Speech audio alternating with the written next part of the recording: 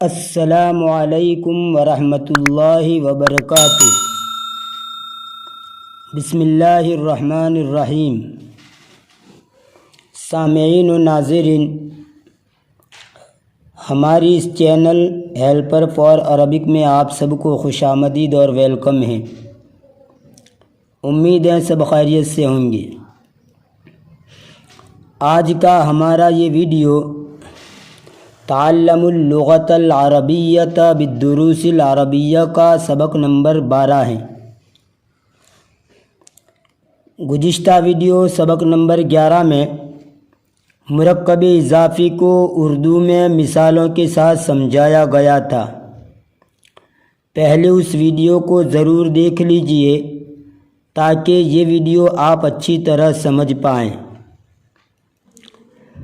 اب آئیے یہ سمجھتے ہیں کہ عربی میں مرکب اضافی کے کیا اصول و قواعد ہیں اور کس طرح اس کا استعمال ہوتا ہے۔ مرکب اضافی کا یہ چیپٹر بڑا اہم ہے۔ اس کو بجائے سرسری دیکھنے اور سننے کے توجہ اور دھیان سے دیکھیے اور سنیے، اور ویڈیو کو بالکل اسکپ مت کیجیے، ورنہ اہم چیزیں آپ مس کر جائیں گے اور اہم باتیں آپ کی چھوٹ جائے گی۔ تو چلیے شروع کرتے ہیں۔ مرکب اضافی کے قواعد کیا ہیں، سنیے۔ قاعدہ نمبر 1، عربی میں مضاف پہلے اور مضاف الیہ بعد میں آتا ہے۔ قاعدہ نمبر 2، مضاف پر الف لام اور تنوین کبھی بھی داخل نہیں ہوں گے۔ یہ وہی الف لام اور تنوین ہیں جو کسی بھی اسم کے اوپر اجتماعی طور پر داخل نہیں ہو سکتے۔ اگر کسی اسم کے شروع میں الف لام ہو تو آخر میں تنوین نہیں آئے گی، اور اگر آخر میں تنوین ہو تو شروع میں الف لام یعنی ال نہیں آئے گا، جیسا کہ اس کو بیان کر دیا گیا ہے۔ یعنی ایک ہی اسم پر ان دونوں کا اجتماع نہیں ہو سکتا، ان دونوں میں سے کوئی ایک آئے گا۔ مگر یہاں مضاف پر نہ الف لام آ سکتا ہے اور نہ تنوین آ سکتی ہے۔ قاعدہ نمبر 3، مضاف اگر تثنیہ ہو تو تثنیہ کا نون گر جائے گا۔ قاعدہ نمبر 4، مضاف کا ترجمہ مضاف الیہ کے بعد ہوگا، یعنی پہلے مضاف الیہ کا ترجمہ کیا جائے گا، اس کے بعد مضاف کا ترجمہ کیا جائے گا۔ یہ تو مضاف کے اصول ہوئے۔ مضاف الیہ کے بارے میں صرف 2 قاعدے یاد رکھیے۔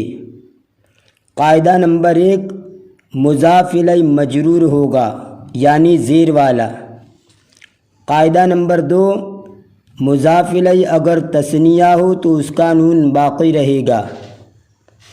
اگر مضاف تثنیہ ہو تو تثنیہ کا نون گر جائے گا، لیکن مضاف الیہ کا نون گرے گا نہیں۔ اب آئیے مثالیں دیکھتے ہیں، جس سے زیادہ وضاحت ہو جائے گی اور سمجھ میں آ جائے گا۔ اور یہ مرکب اضافی کی ایسی مثالیں ہیں جس میں مضاف اور مضاف الیہ دونوں واحد ہیں۔ دیکھیے اس پیج کو۔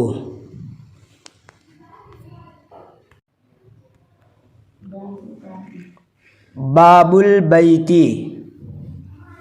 گھر کا دروازہ۔ اس میں دیکھیے باب مضاف ہیں اور البیت مضاف الیہ ہیں، اور یہ جتنے بھی قواعد بتلائے گئے ہیں سب اس کے اوپر منطبق ہوتے ہیں۔ بابن یہ مضاف ہیں۔ مضاف کے بارے میں پہلا قاعدہ یہ بتلایا کہ عربی میں مضاف پہلے آتا ہے، تو یہ باب یہ پہلے نمبر پر ہے۔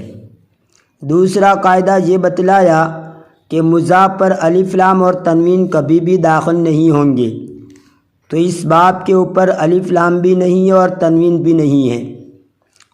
تیسرا قاعدہ یہ بتلایا تھا کہ مضاف اگر تثنیہ ہو تو تثنیہ کا نون گر جائے گا۔ تثنیہ کی مثالیں اگلے پیج کے اندر آ رہی ہیں۔ چوتھا قاعدہ یہ بتلایا تھا کہ مضاف کا ترجمہ مضاف الیہ کے بعد ہوگا، یعنی پہلے مضاف الیہ کا ترجمہ کیا جائے گا، اس کے بعد مضاف کا ترجمہ کیا جائے گا۔ تو یہاں پر البیت مضاف الیہ ہے، پہلے اس کا ترجمہ ہوگا اور اس کے بعد بابن جو مضاف ہے اس کا ترجمہ ہوگا۔ باب البیت، گھر کا دروازہ۔ مضاف الیہ کے بارے میں یہ بتلایا تھا کہ مضاف الیہ مجرور ہوتا ہے، تو دیکھیے یہاں البیت تا کے نیچے زیر ہیں اور وہ مجرور ہیں۔ اور مضاف الیہ کے بارے میں دوسرا قاعدہ یہ بتلایا تھا کہ مضاف الیہ اگر تثنیہ ہو تو تثنیہ کا نون گرے گا نہیں، اس کی مثالیں بھی بعد میں آئیں گی۔ اب ترجمہ دیکھیے، باب البیت، گھر کا دروازہ۔ مضاف الیہ کے بیچ میں ترجمہ کرتے وقت کا کی آتا ہے، جیسے یہاں پر کا آیا، باب البیت گھر کا دروازہ۔ ورق الکتاب، کتاب کا ورق۔ ابن المدرس، استاد کا بیٹا۔ بیت الام، چچا کا گھر۔ فرس الخال، ماموں کا گھوڑا۔ قلم المدرس، استاد کا قلم۔ یہ تو کالم نمبر 1 کا ترجمہ ہوا۔ اب کالم نمبر 2 کو دیکھیے، غرفۃ الاخت، بہن کا کمرہ۔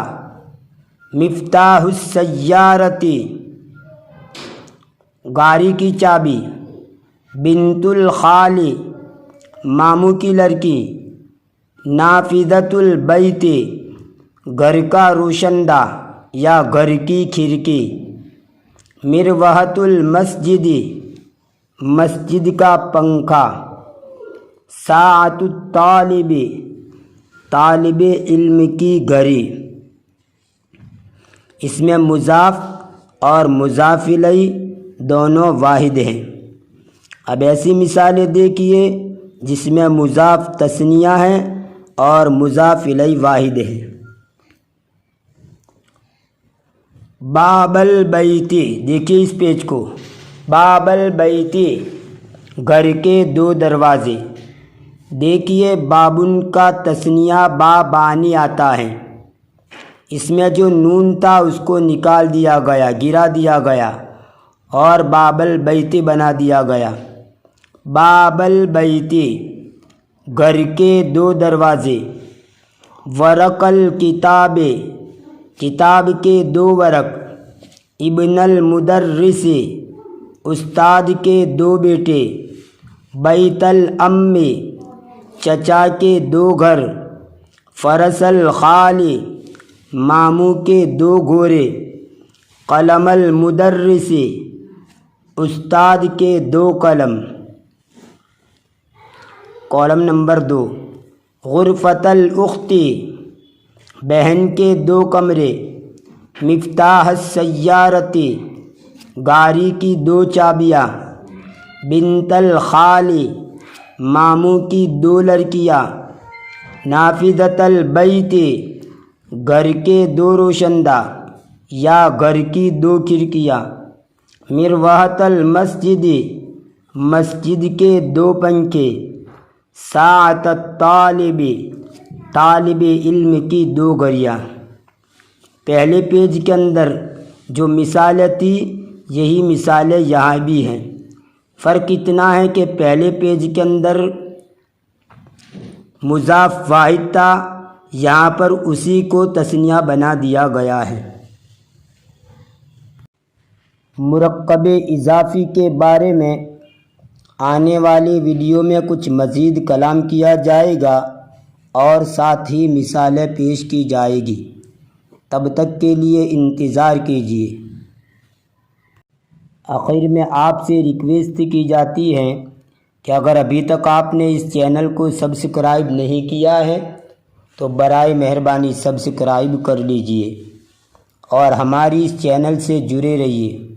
ویڈیو پسند آیا ہو تو لائک کیجئے اور ساتھ ہی شیئر کیجئے تاکہ دوسرے لوگ بھی اس ویڈیو سے فائدہ اٹھا سکیں۔